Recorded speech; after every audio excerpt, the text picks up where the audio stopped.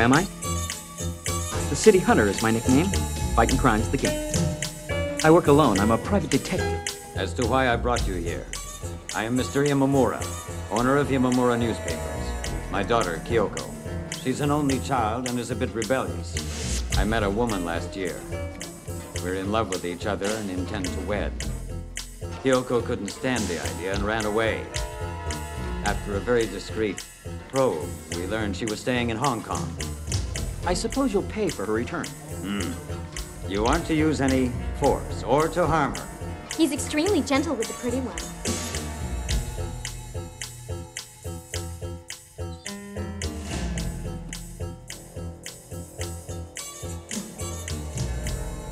Hey, what a beautiful room. This is gonna do perfectly. I have 60 names written down on this page. All of them are millionaires. We grab them, and their money as well. What's the matter, miss? Is something wrong? There are armed and dangerous terrorists on the boat. I'm one of them. You? We'll take all the rich men on board to Thailand. What a blow! Who are you? Huh? I am City Hunter.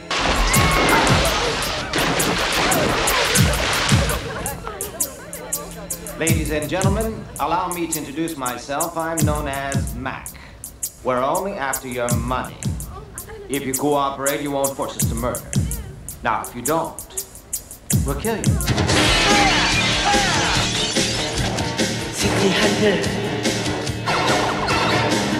I'm a City Hunter.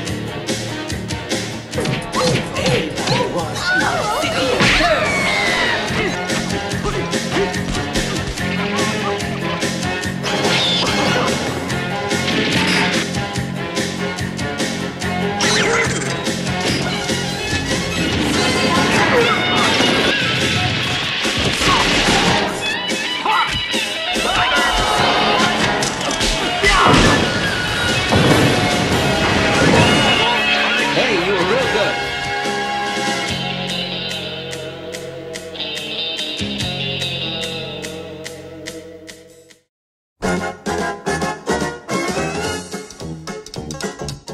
On the 16th of January 1993, City Hunter arrived in Hong Kong, celebrating the Chinese New Year, and made its way to Japan in March. City Hunter became best known for its slapstick comedy and memorable Street Fighter II scene, spoofing the then popular arcade game. For Jackie Chan fans in Europe and the USA, it made its video premiere in the mid-90s, and the movie would prove a very popular title on VHS. The Laserdisc release in Japan had extended outtakes, which was always an important feature of all of Jackie's movies. Surprisingly, in Hong Kong there were two separate releases of City Hunter, entitled Part 1 and 2. I have no idea if there's any difference between them. I imagine it's just an option to have an alternative cover. City Hunter was based on a 1985 Japanese comic strip, which focuses on the adventures of Ryu Saber, a private detective, very much in the style of Magnum P.I., with a bit of the moonlighting vibe mixed in. I suppose you could compare him to the more recent series Archer. He also employs gadgets like James Bond, and in the '93 film he uses a couple to help him on his mission. The TV series follows the exploits of Ryu Saber, a sweeper, who is always found chasing after beautiful girls, and works as a private detective in Tokyo, along with his working partner, Hideyuki Makimura. Their City Hunter business is an underground jack-of-all-trades operation, and can only be contacted by writing the letters XYZ on a blackboard at their local police station. One day his partner is gunned down, and Ryu must take care of Hideyuki's sister, Kiori, a tomboy who becomes his new partner in the process. However, Kiori is very susceptible and jealous, often hitting Ryu with a giant hammer when he does something perverted. It's a great example of the wacky Japanese humour. The film uses it twice in reference to the show. The manga was adapted into an anime television series by the Sunrise Studios in 1987, proving very popular and was apparently a big hit in France. City Hunter lasted 4 series, with each season varying in the number of episodes produced. It got 3 television specials, 2 original video animations, an animated feature film, and more recently in 2011, a Korean live-action TV drama, which took on a more serious tone than the actual Jackie Chan film. It was very successful in Asia, but never made it to the UK and European TV screens, apart from France, where it already had an established audience. It did get a release on DVD in America, thankfully for fans to enjoy outside Asia. In 1996 there was an unofficial movie based on City Hunter called Mr. Mumble, which kept the concept of City Hunter but changed the characters' names to avoid being sued.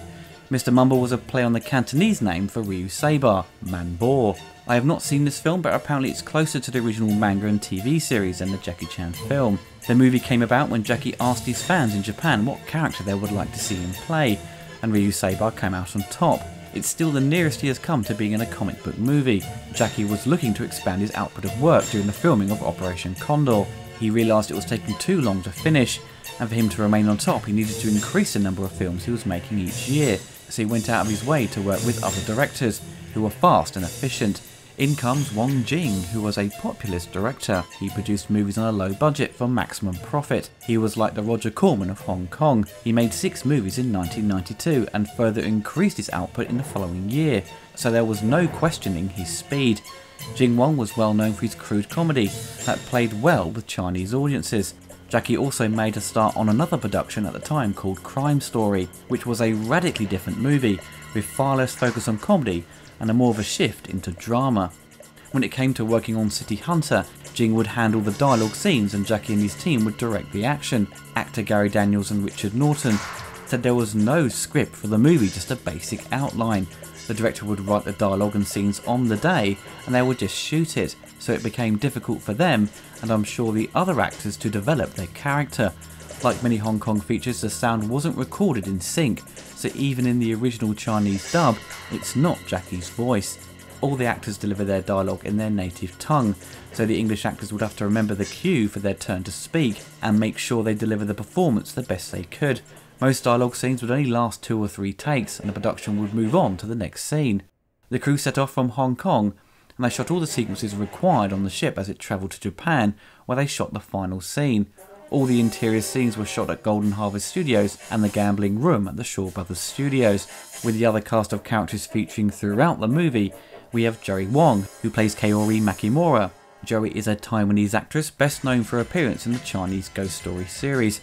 She was a popular actress in the 80s and 90s, however she did retire from the industry when she got married. She returned for one feature, Shanghai Story, in 2004, and then went back into retirement. Ching Mai Yao as Seiko Nogami has also left the industry, retiring in 1998 after she got married. She was best known internationally for her role in Naked Killer. I think the poster was probably more remembered than the quality of the actual film. She was not trained in martial arts but is totally gung-ho when it comes to the action. She comes across as a great double act to Jackie, and her character is not as easily charmed by Rio's advances. Richard Norton plays Colonel Donald Mack, the leader of the henchmen who takes over the cruise liner. Richard was already an established martial artist. He had worked on My Lucky Stars 2 with Jackie, and later popped up in Mr. Nice Guy, and recently turned up in Mad Max Fury Road. Michael Wong makes a cameo at the beginning as Hideyuki Makimura. He plays Rio's partner, who gets killed off and leaves his young sister to be taken care of by Rio. Michael is a big star in Hong Kong, and was in Legacy of Rage with Brandon Lee. He also starred in Thunderbolt with Jackie, and Knockoff with Jean-Claude Van Damme. Gary Daniels plays Kim, Donald Mack's henchman. Gary, before being cast, was in America shooting a film with Albert Pyun. He got the call to be in a film with Jackie Chan, and was over the moon, but his schedule clashed with his current production. Luckily, Albert was a huge fan of Jackie and rearranged the shoot to get Gary's scenes done first, so he could fly out to Hong Kong. Gary was unaware the movie would be so comedic, and when he came to watch the final cut of the movie, he was disappointed to see his fight scene was mixed with comedy music. He found the shooting lengths of the fight scenes exhausting, but it was good training and experience for him. Martial arts fans fondly remember Gary for his appearance as Ken in the Street Fighter II spoof. Kumiko Goto as Shizu Imamura. She began acting in the late 80s and pretty much stopped in 1994 when she married Formula 1 driver John Alessi. It definitely seems a pattern with Asian actresses to retire once they get married. Leon Lai plays Gum Dam the Gambler. Leon was a huge pop star in the early 90s and moved into acting. His character is not from the City Hunter series and is thrown in as a reference to similar characters from other Wong Jing films, especially the movie God of Gamblers. He uses his playing cards as weapons. I don't think in reality you could ever hurt anyone with them, but he certainly sells the idea they could be lethal. With his cool and calm persona, he became a popular character in the film. Lapman Tan plays Rocky, Kaori's cousin.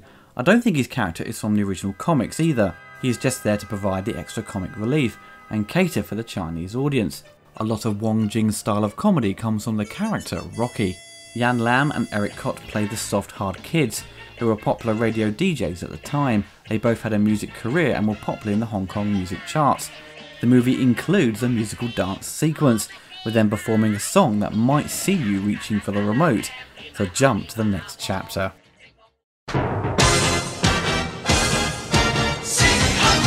The movie opens with Ryu introducing himself and his partner and telling the audience he's a private detective. It seems very much inspired by the Batman TV show, with use of the pow and bang animated sound bubbles.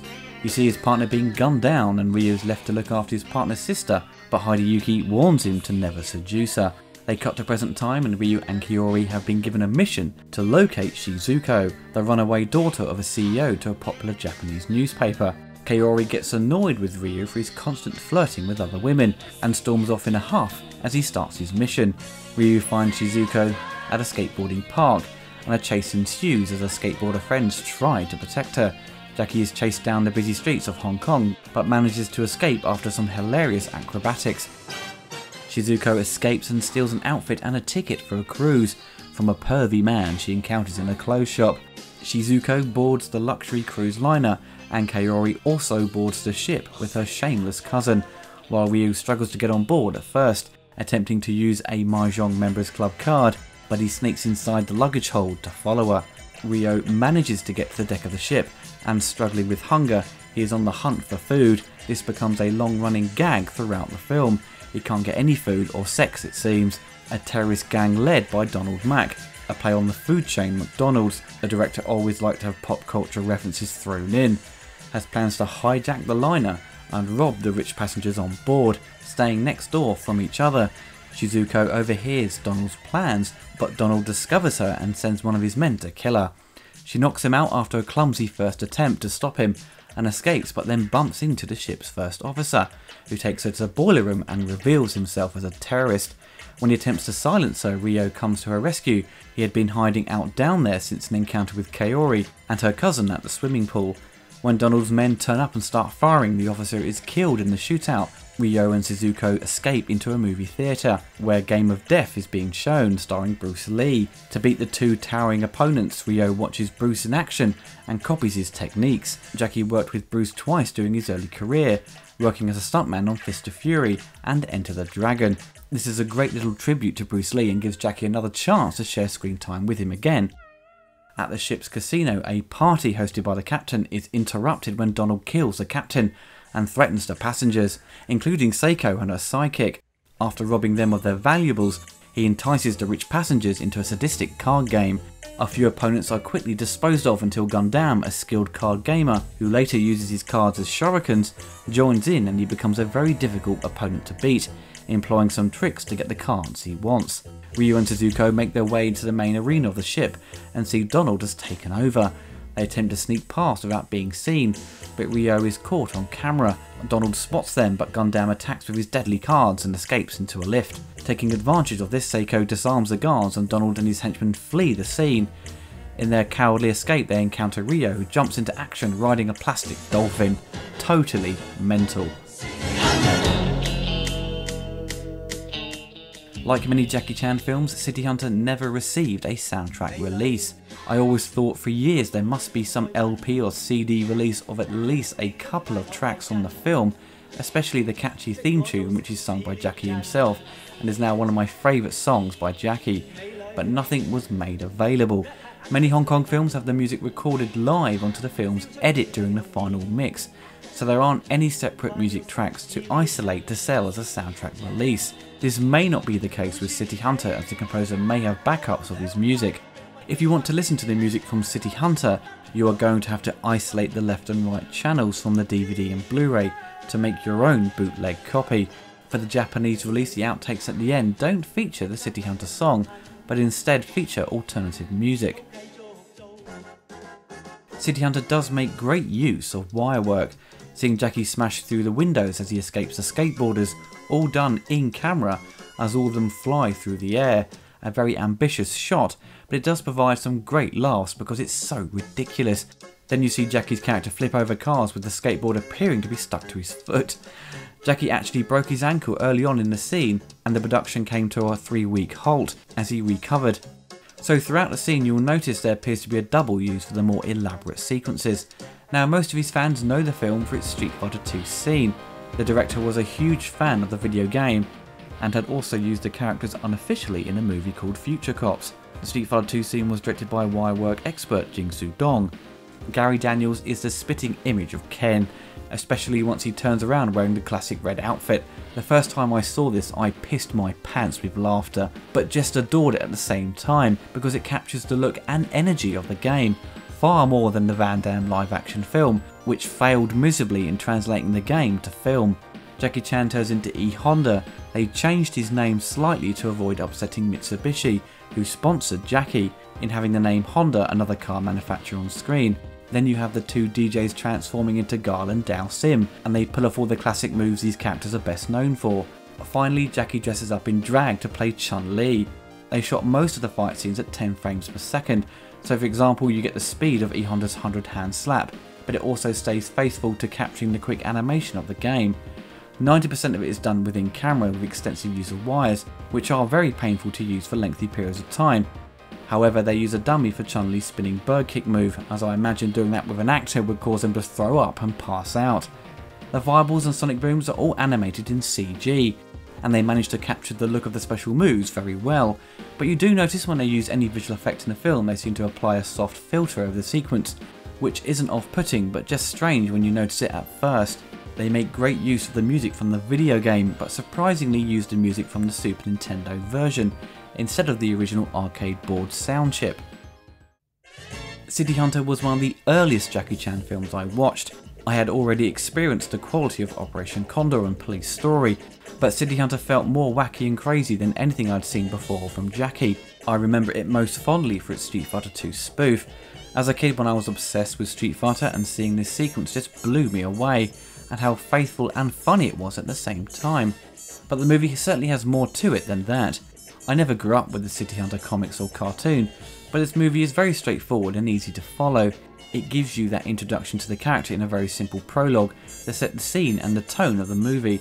Straight away you know it's a slapstick comedy. Throughout the gags are largely understandable, but there is the occasional culture clash with some references, and the translation into English can cause some confusion. The English voiceover doesn't make much sense in places, and the subtitled track is certainly a far better translation, but it doesn't make it a vastly different movie.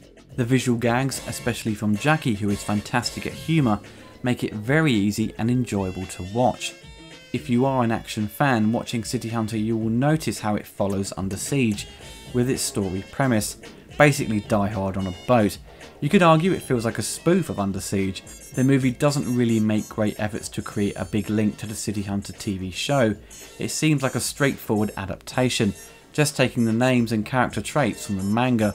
With the script being hastily written on the day, I think the director focused mostly on many different ways to throw in gags, and forgot about trying to stay faithful to the tone of the manga. It seems very much aimed at its Chinese audience, and less concerned about cinema goers outside of China. Although I'm sure it played well in Japan, there is always going to be miscommunication, especially with specific gags, mainly from Kaori's cousin Rocky. His obsession with trying to sleep with his cousin is very much unwanted, and seems out of place in a Jackie Chan movie. There is a strong theme of sexism and homophobia, mostly coming from the character Rocky. The women are portrayed as objects, and homosexuality is largely used as an insult or derogative attack. This is all injected by the director, who is well known for his sexist attitude. I don't think at all it's a reflection on Jackie Chan, who had no control over that content. The scenes with Jackie desperate for food and seeing the girls as a piece of meat got a big laugh in Hong Kong, but many may view it in bad taste. It's something you come to expect from Hong Kong comedies, but it is dated with his attitude towards women and sex. To me, it always felt like the humour would fit in a carry-on movie. In the original Chinese and Japanese releases, the film makes very offensive comments about gay people and AIDS. For audiences outside of those territories, they thankfully changed these subtitles, and the English voiceover translation is totally different. With all Jackie Chan films, you know you're in for a good ride when it comes to the action. Jackie doesn't let loose till he fights the giant thugs in the cinema, with Game of Death on in the background. But you are treated to some of Jackie's great flexibility at the beginning as he tries to escape from the wives of the men he sent to prison. Just a nugget of his skills in a throwaway scene. If this was done in, say, a Hollywood film, this would be regarded as an important sequence, and they would make a big deal of it. It's uncharacteristic to see a large amount of gunplay in a Jackie Chan film. Jackie doesn't like to use guns to defeat his enemies, because there will be no point in having fight scenes if you're just going to shoot people. The film is pretty careless with its use of guns, people just getting shot for no reason, which I believe Jackie wasn't particularly happy with. The film shows a rare scene of Jackie shooting someone despite it being played for laughs. It's not something he likes to do. You don't buy Jackie movies to watch gunplay, you want to see him use his martial arts skills, which thankfully the film does extremely well, especially in the final battle with Richard Norton. Jackie uses sticks and a bow to take him down. It's all beautifully choreographed, and mixed with some great humour as Jackie's character attempts to block his attacker with his shins and arms and pretends it doesn't hurt but can't hide the pain. Richard is a great adversary to Jackie and can easily match him in speed. With Richard dressed in a tuxedo, he has the look of an end of level boss in a computer game. He takes you by surprise. For newcomers, you wouldn't expect him to be this badass. Before he lets loose, he just shoots his victims using the iconic gun used in RoboCop. I'm sure fans of City Hunter and the original show may feel it's not a faithful translation. With the script being pretty much written on the day of the shoot, it appears to be its own thing and seems very loosely based on the original Japanese property, thus making many scenes forgettable. I think it would have been interesting to have it set in Japan and making use of familiar grounds to the comic. In the film, he only appears in Japan for a short sequence at the end. The classic Ryu Saber outfit with the red shirt is only employed at the beginning, and Jackie switches outfits into an all-white design. It's a minor detail but would have been an easy one to maintain to keep the original look. Jackie has expressed his disappointment with it and is not fond of the movie, wanting it to be more serious and have a stronger influence over it. He has always wanted to make a sequel and direct it himself, but it never happened, which is surprising considering the popularity of the film at the time. City Hunter is not difficult to track down. The UK DVD release is definitely the best version. The extra content is worth the price alone. Hong Kong cinema expert Bay Logan provides a fantastic commentary. He has produced over 60 commentaries for the Hong Kong Legends label before it went into receivership. I personally think Bay Logan is the best out there when it comes to commentaries. City Hunter won't be for everyone. The humour and the characters, especially Rocky, may confuse some because of the difficult translation of the gags and the randomness of the scenes that will leave people thinking, what the hell am I watching? Most obviously with the dance number. It's very odd to say the least. Aside from the problems with its offensive content, I still love this film because it's so mental and over the top. It's a joy to watch, especially with a bunch of mates. Yeah, there is the odd joke that doesn't work, and the English dub is hilariously bad, but it all adds to the charm of it. It's not Jackie's best movie, but it's far better than most of the Hollywood features he produced from 2000 onwards.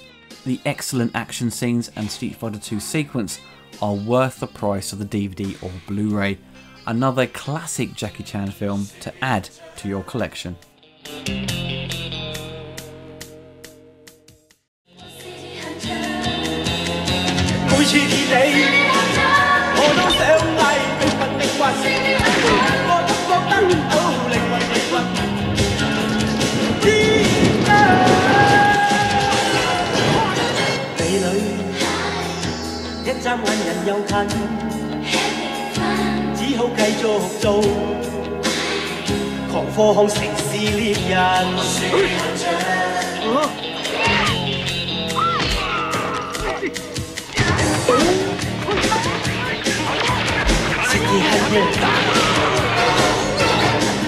I'm a city hunter. Everybody wants to be a city hunter.